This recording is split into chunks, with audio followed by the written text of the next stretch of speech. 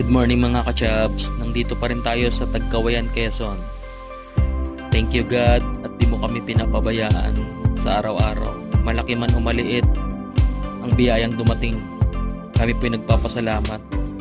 Sobrang nagustuhan ko talaga dito mga kachabs sa Villa Asia. Shoutout nga pala sa owner ng resort na to na sobrang bait at maasikaso. Boss Toops, mula noon hanggang ngayon solid ka talaga. Salamat ng mga dami. Kaya mga kachabs, ano pang inaantay nyo?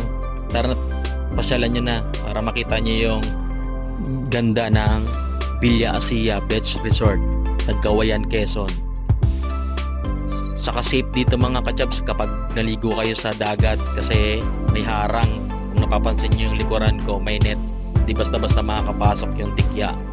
So hanggang dito na lang mga kachabs yung vlog ko, no? Maraming salamat.